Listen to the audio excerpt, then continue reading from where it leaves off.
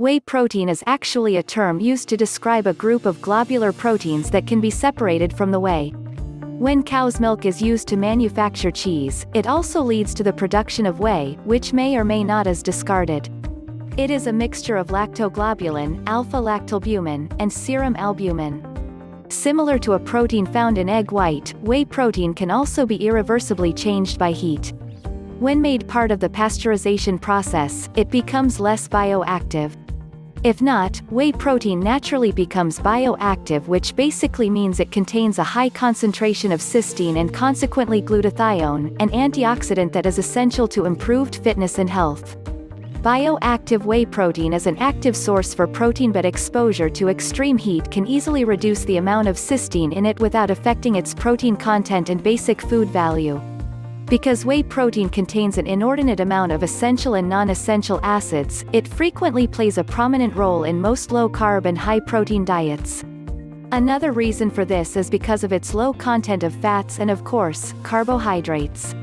A number of OBs have advised their gravid patients to increase their intake of whey protein because it will provide the basic amount of amino acids needed by the growing infants inside their bodies. An increased intake of whey protein will naturally improve and speed up the development of the baby. Also, increased intake of whey protein will indirectly improve the immune system of the baby.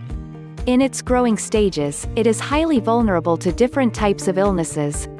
With the help of whey protein, it grows faster and better and more equipped to defend itself against any health complication. For bodybuilders, muscle growth is everything, and that's why they love whey protein so much. Studies have satisfactorily proven that whey protein can lead to an acceleration of muscle development. This is welcomed news, especially for bodybuilders who are only a few weeks away from the date of competition but are still in high need of muscle growth. In this case, whey protein saves the day once more because it can be used to supplement the diets of individuals who are suffering from compromised immune systems. Basically, it helps athletes heal faster and feel better. Although you can't truly say that any disease is less painful than the other if both have life-altering consequences, it is an inarguable fact, however, that degenerative diseases are one of the worst health complications to suffer from. These illnesses tend to subject people to a protracted form of suffering and with symptoms with increasing levels of severity. They commonly affect three systems in particular: the nervous system, the muscular system, and the skeletal system. Although rarely curable, degenerative diseases can be treated through chemotherapy, surgical operations, and the proper diet. Whey protein is often a part of this diet because of its rehabilitative benefits, especially when it comes to muscle growth. Cancer, diabetes, and AIDS have symptoms that cause muscle strength and growth to deteriorate, an undesirable effect that can be combated with increased intake of whey protein. Are you sufficiently convinced of the benefits of whey protein then? If so, you should be happy to know that you can avail of commercial whey protein products in most supermarkets and specialty food stores specializing in healthy food.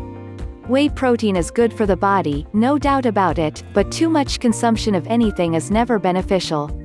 Too much intake of whey protein can lead to unnecessary complications of your liver. And need we remind you that the liver is the next most important organ in the body? Lastly, lactose-intolerant individuals must consume whey protein isolate rather than the normal variety, as the former has less lactose content. If you like this video, please give it a thumbs up, share it with your friends, and subscribe to the channel for more videos here on Healthy Mind, Healthy Body.